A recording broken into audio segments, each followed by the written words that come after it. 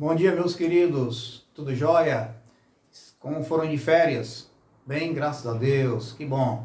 Estamos aqui para o início de mais uma etapa deste ano letivo, né?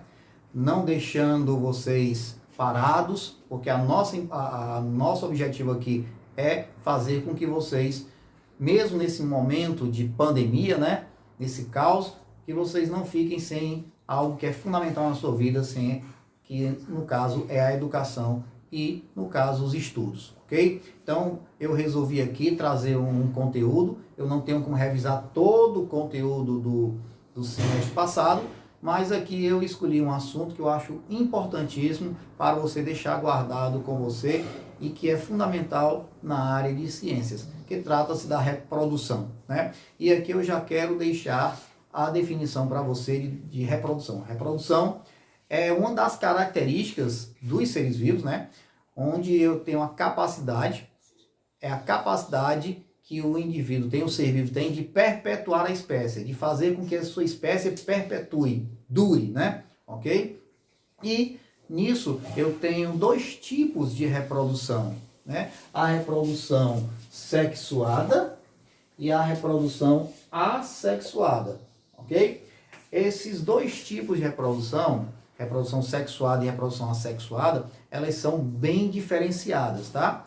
E elas acontecem em todos os indivíduos. Detalhe, quando eu falo de reprodução sexuada, eu tenho uma característica fundamental, né? Que essa característica é que ela vai ser responsável pela grande variedade de indivíduos, pela variabilidade genética existente nos indivíduos. O que não vai acontecer na reprodução assexuada, ok? Aqui você não vai encontrar uma grande variedade de características nos indivíduos, a não ser que aconteça um processo chamado mutação, ok? Bom, mas vamos aqui ver a particularidade de cada um. Reprodução sexuada, né? Quais as principais características? Primeiro, ocorre a participação dos gametas. Os gametas são as células sexuais, né? O macho, ele dá o gameta masculino, que normalmente é o espermatozoide, e a fêmea, o gameta feminino, que é o óvulo. Esses dois indivíduos participam cedendo os gametas, né? Então, o espermatozoide vai fecundar o óvulo e dali vai surgir um novo indivíduo. O macho, ele tem suas características lá no espermatozoide. A fêmea tem suas características lá no óvulo, ok? Quando ocorre essa fecundação, vai ocorrer uma fusão dessas características. E aqueles indivíduos que vão surgir a partir dessa fusão, que é aquela célula ovo que vai originar um novo indivíduo, vai ter uma mistura de características. É por isso que normalmente a gente fala uma brincadeira, né? Tipo assim, o Iago é a cara do pai. Não, ele não é a minha cara, tá? Ele parece comigo. Por quê? Porque ele tem uma mistura de características do pai dele e da mãe dele, ok? Bom, a segunda característica da reprodução sexuada é que ocorre, como eu falei, uma variabilidade genética, uma diferenciação de características genéticas, que todas essas características estão incrustadas lá no núcleo das células. Dois progenitores, ou seja, aqui ocorre a participação de dois indivíduos, normalmente é o macho e a fêmea, né? E você vai ter aqui, como eu já falei, origina indivíduos semelhantes. Então, eu participei na formação, na origem do Iago, meu filho. Então, ele é semelhante a mim, tá? Ele é parecido comigo, ok? Eu não posso dizer, ele é tal qual a minha... Não, ele é parecido, semelhante comigo, ok? Então, recapitulando. Reprodução sexuada, ocorre a participação dos gametas, células sexuais, ocorre a variabilidade genética, participação de dois progenitores, e origina indivíduos semelhantes por causa dessa variabilidade genética. E a reprodução sexuada, ela dá mais condição de sobrevivência aos indivíduos, ok?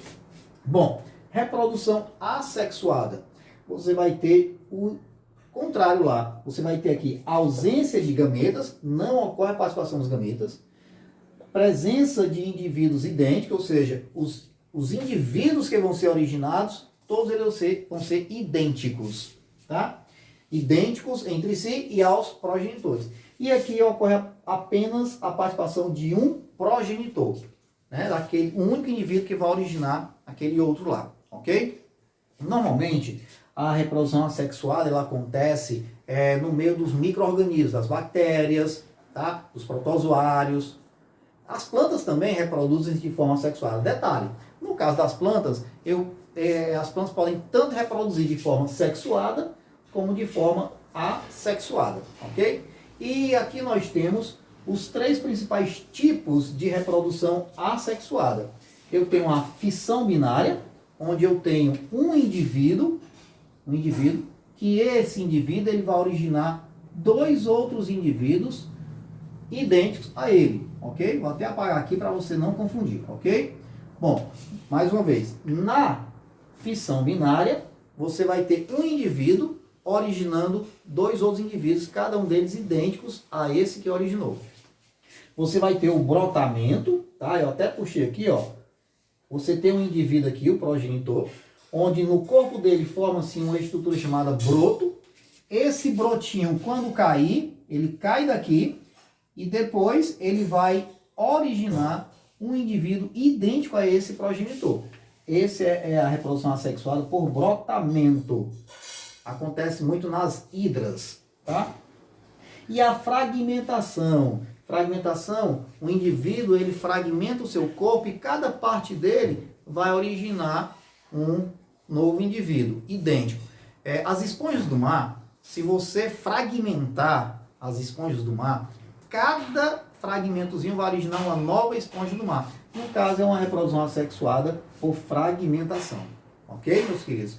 Eu espero que vocês tenham relembrado, né, esses conceitos de reprodução sexuada e reprodução assexuada, né? Agora eu te convido a fazer uma revisão novamente desse conteúdo e é que a gente possa se encontrar, se Deus assim permitir, na próxima aula, na outra semana. Tchau!